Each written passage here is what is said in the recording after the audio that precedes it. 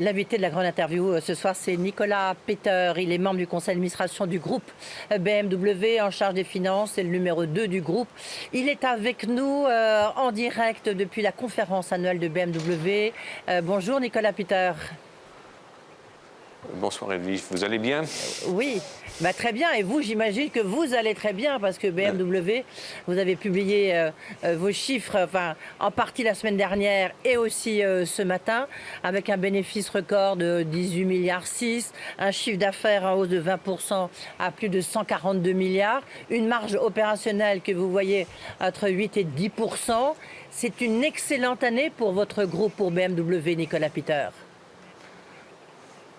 C'est effectivement une excellente année et on est, à part les chiffres clés que vous venez de mentionner, on est très très fiers d'avoir bien développé nos ventes de véhicules électriques. On a plus que doublé. On est passé de un peu plus de 100 000 en 2021 à plus de 216 000 en 2022. Et on continue à avoir des plans de croissance, surtout dans le domaine des véhicules électriques. Et c'est pour cela que des résultats forts sont importants, parce que ça nous permet de continuer à investir dans notre avenir.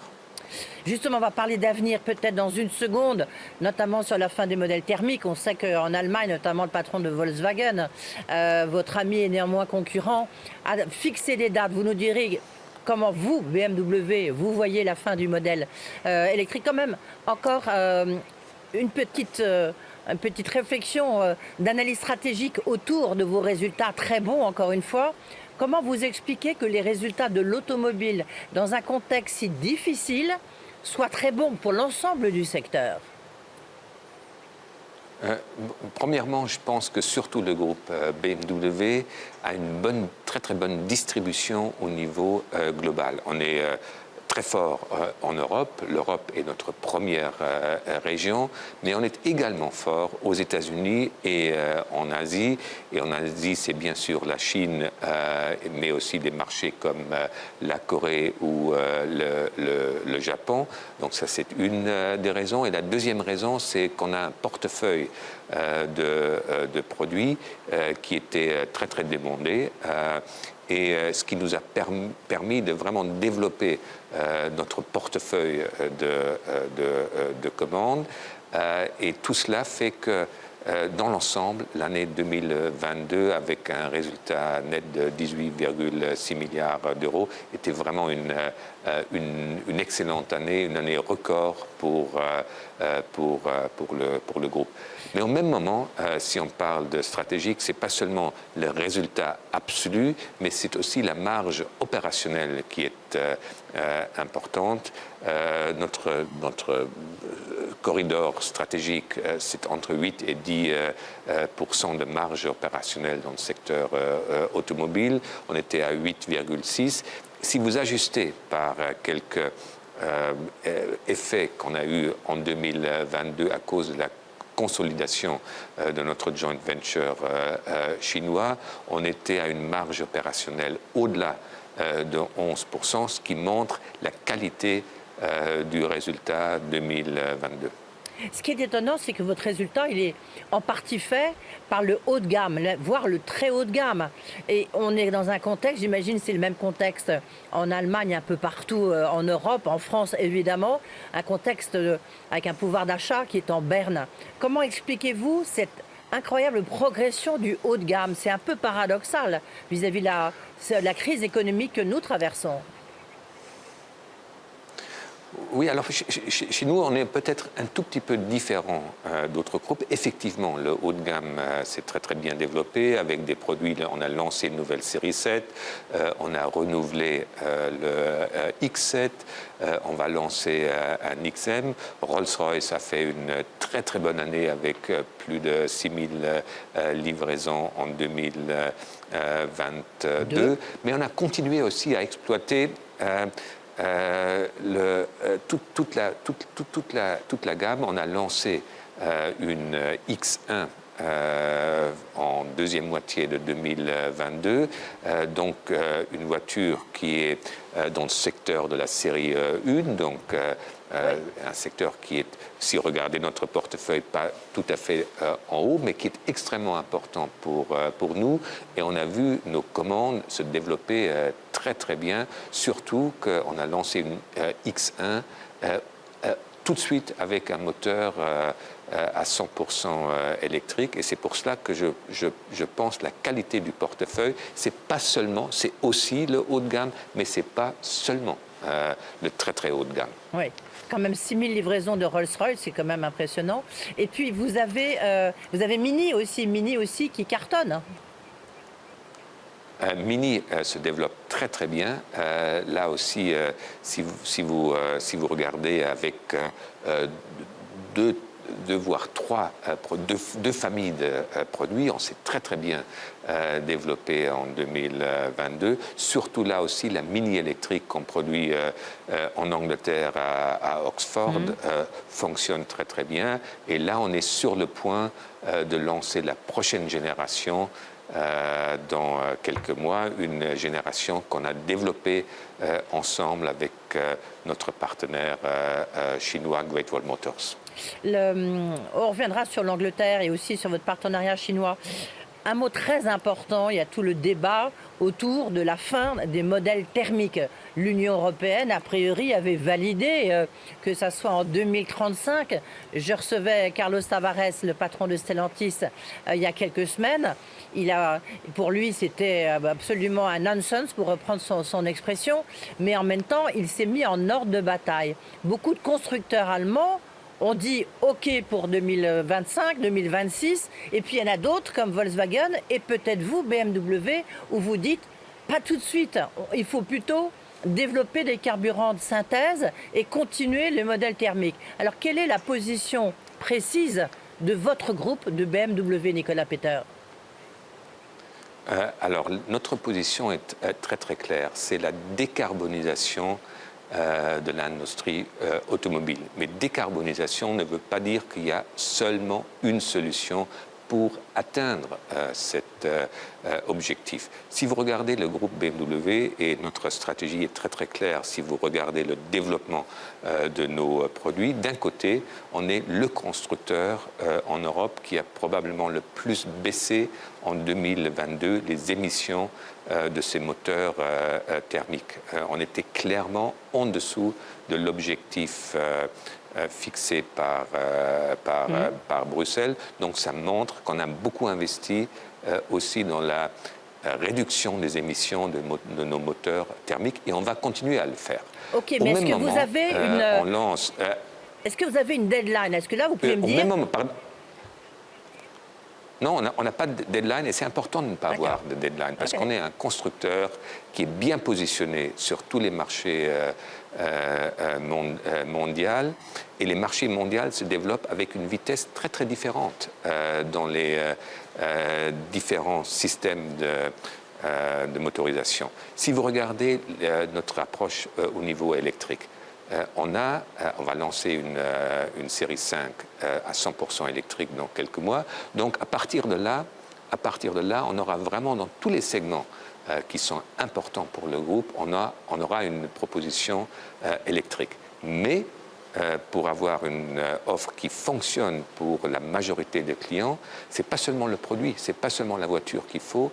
Il faut au même moment des investissements significatifs dans l'infrastructure, dans la façon de produire l'énergie. Et tout ça, ça doit aller ensemble pour vraiment avoir une proposition qui mais maintenant, si vous êtes quelqu'un comme... Oui, mais pardonnez-moi, parce que... Comme nous, Oui, Nicolas Peter, juste parce que je voudrais être sûr d'avoir bien compris.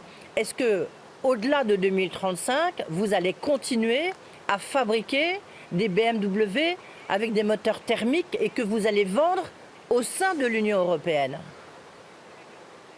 Bon, ça c'est quelque chose qu'on ne peut pas savoir aujourd'hui parce que ça dépendra de la législation qui va se développer. Mais ce qu'on peut vous dire d'ores et déjà, qu'on est absolument convaincu que dans le monde, il y aura des marchés qui seront demandeurs de moteurs thermiques et que le groupe BMW, qui est un groupe de positionnement mondial, sera prêt à livrer des voitures dans les marchés qui seront demandeurs de moteurs thermiques et bien sûr des moteurs thermiques dans lesquels on va encore investir pour réduire leurs émissions.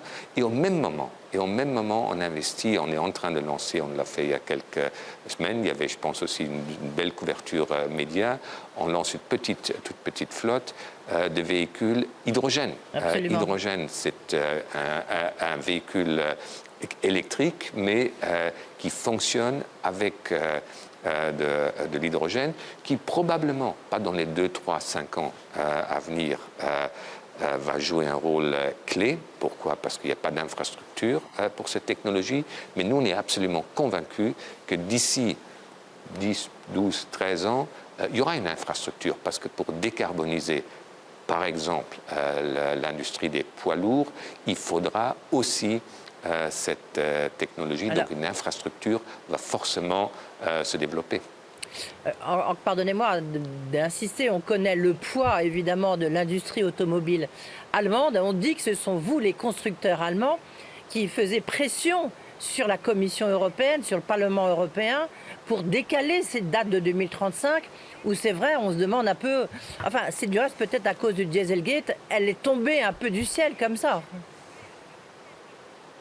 Bon, nous, vous voyez, nous, d'un côté, on est absolument prêts pour 2035. Est-ce que 2035, de notre point de vue, a beaucoup de sens? Non. Pourquoi? Parce que, comme je viens de le dire, l'infrastructure, si vous regardez le développement de l'infrastructure, il y a quelques pays où ça se passe à peu près correctement, mais les grands pays, on est loin de là d'une couverture qui est en train de se développer pour vraiment fournir à nos clients le réseau de recharge qu'ils ont besoin pour utiliser des véhicules à 100% électriques. C'est pour ça qu'il ne faut pas oublier non plus les véhicules plug-in,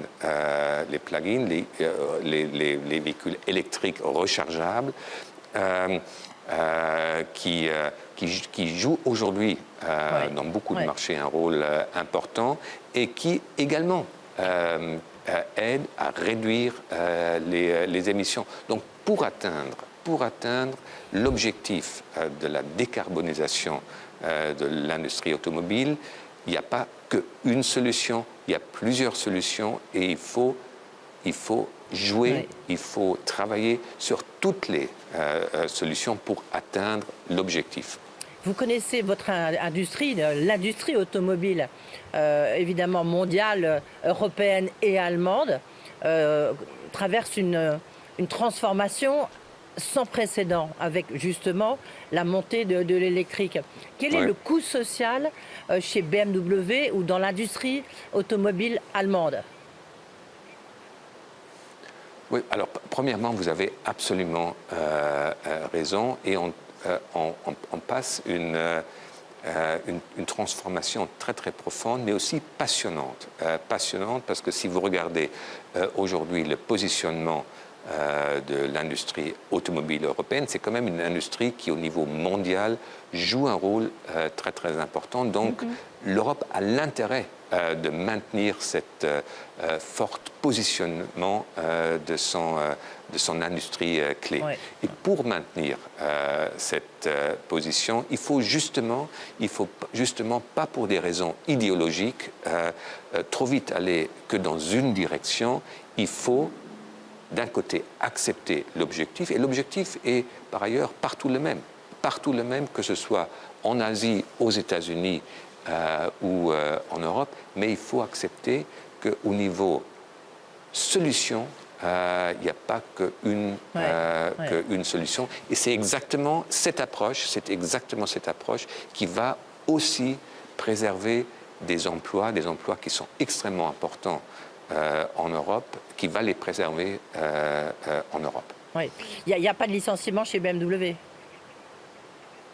Non, Non. au contraire, on est en croissance, on est en croissance au niveau volume, mais on est aussi en croissance au niveau de nos emplois. Pourquoi? Parce qu'à côté des technologies de motorisation, on continue à fortement investir et à employer dans le secteur de la digitalisation qui joue surtout un rôle aussi dans des marchés asiatiques. Juste deux questions encore très importantes. D'abord, vous avez plusieurs fois mentionné votre partenaire chinois. Est-ce qu'il y a toujours des difficultés dans la supply chain? Est-ce que ce que vous avez rencontré en 2022, vous avez rencontré des goulots d'étranglement, pour reprendre votre expression? Est-ce que vous pensez que ça va s'améliorer pour 2023? Oui, alors moi je dirais, vous avez absolument raison pour 2022, surtout début 2022, c'était vraiment un challenge pour les équipes. Ils étaient 7 jours sur 7 vraiment en train d'essayer d'organiser les pièces qu'on avait besoin dans nos usines. Je dirais le verre est à moitié vide, à moitié plein. Ça s'est beaucoup amélioré les derniers mois. Est-ce que c'est aussi stable que ce l'était avant la crise Covid et la guerre en Ukraine? Définitivement non. On n'est pas encore au même niveau, mais ça s'améliore étape par étape, définitivement. Maintenant, il y a un point très important, c'est ce qui se passe aux États-Unis, où justement, pour se transformer, les États-Unis ont mis au point cette arme fatale, comme j'utilise souvent cette expression, qui est l'Inflation Reduction Act. Est-ce que l'IRA, est-ce que comme le patron de Volkswagen, vous allez installer des usines au Canada, voire aux États-Unis, et est-ce que vous allez décaler, postpone vos investissements en Europe parce que c'est moins attractif? Alors nous, on va faire les deux. On va faire les deux. Premièrement, le IRA est une démonstration que les États-Unis ont très très bien compris le lien entre le développement durable et l'industrie. Nous, on est déjà installés depuis beaucoup plus de 20 ans aux États-Unis, à Spartanburg, dans la Caroline du Sud. C'est notre première usine au niveau mondial. On vient d'annoncer, c'était un investissement qu'on avait prévu avant l'annonce de l'IRA. Et on va investir 1,7 milliard pour, d'une certaine façon, électrifier cette usine pour être vraiment capable à produire des véhicules électriques également dans notre usine aux États-Unis. Au même moment, et un partenaire va installer une usine pour des batteries, pour des cellules de batteries, pas loin de notre site de production. Au même moment, on investit en Europe. Toujours au même moment, on investit en Europe, en Hongrie, dans une usine à Debrecen, c'est dans l'est de l'Hongrie, où on va produire à partir de 2025 une nouvelle génération de véhicules électriques, ce qu'on appelle en interne Neue Klasse. Donc on fait les deux, c'est-à-dire on investit aux États-Unis et au même moment, on investit également en Europe. Et cela va nous permettre de maintenir des positions fortes dans les régions clés. Ok, mais est-ce que quand même, pardonnez-moi, mais est-ce que quand même vous allez investir des montants plus significatifs aux États-Unis, parce que l'IRA, il ne faut pas s'en cacher, c'est quand même très attractif, des montants plus forts aux États-Unis qu'en Europe? Non, pas forcément plus fort. On va faire les deux. On va faire le coût d'une usine nouvelle est quand même un coût considérable. On vient d'annoncer, par exemple, qu'en Bavière, on a trois usines en Bavière. On va au milieu de ces 3 usines, on va investir dans un centre de production de batteries, pas de cellules de batteries, mais de modules de batteries. C'est important d'être proche des usines. Donc, on fait les deux. On investit en Europe, mais bien sûr, on investit aux États-Unis. Les États-Unis sont le deuxième marché du groupe, donc c'est clé d'investir dans ce marché. Mais quel message vous faites passer à la Commission européenne, aux dirigeants de l'Union européenne? Quel message en tant que numéro 2 du groupe BMW, un des plus grands groupes automobiles européens, quel message vous faites passer face à l'IRA? Est-ce que vous leur dites qu'il faut absolument réagir, mais demain et pas après-demain, et arrêter de continuer à discuter et à faire des palabres? Non, le message clé, le groupe BMW est un groupe qui investit en ce moment dans son avenir plus d'argent qu'on n'a jamais investi. On investit, si vous prenez l'année 2022, 2023, on investit à peu près 7 milliards d'euros dans la recherche et le développement. Donc, énorme. Vraiment des sommes énormes. Et il nous faut une approche pour l'Europe, une approche qui est raisonnable. Et raisonnable veut dire, en acceptant l'objectif de décarboniser l'industrie, il faut être assez clair qu'une approche qui mise que sur une seule solution nous aidera pas à atteindre l'objectif, mais va affaiblir l'industrie clé de l'Europe. Oui. Et ça, vous pensez que pour l'instant, la prise de conscience, elle est insuffisante au niveau des instances européennes? Elle pourrait être définitivement meilleure. Oui. Pour conclure, Nicolas Peter, 2023, une année encore plus record que celle de 2022? Alors, il faut voir deux aspects. C'est une année où on vient d'annoncer nos prévisions pour 2023. On va voir une légère croissance au niveau des ventes.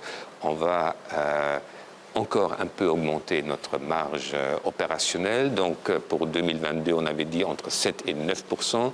Pour 2023, on dit entre 8 et 10%, tout en maintenant nos niveaux d'investissement, que ce soit CAPEX ou la recherche et le développement, à un niveau extrêmement élevé, ce qui montre aussi la confiance qu'on a dans notre avenir. Donc, ce sera une très très bonne année. Au niveau du résultat absolu, il faut tenir compte qu'en 2022, on avait l'impact très très positif de la consolidation de notre joint venture chinois. Donc, c'est quelque chose qui ne va pas se répéter. Mais l'année 2023 sera également une très bonne année. Merci beaucoup, Nicolas Peter, d'avoir été avec nous comme ça de Munich lors de votre conférence annuelle. Merci de parler aussi bien la langue de Molière alors que vous venez de parler anglais toute la journée. Merci. Merci beaucoup. Voilà, c'est la fin de cette interview. On se retrouve bien sûr demain. Vous pouvez tout retrouver sur le site de BFM Business. Et puis, comme tous les soirs, Tech & Co, François Sorel. Bonne soirée.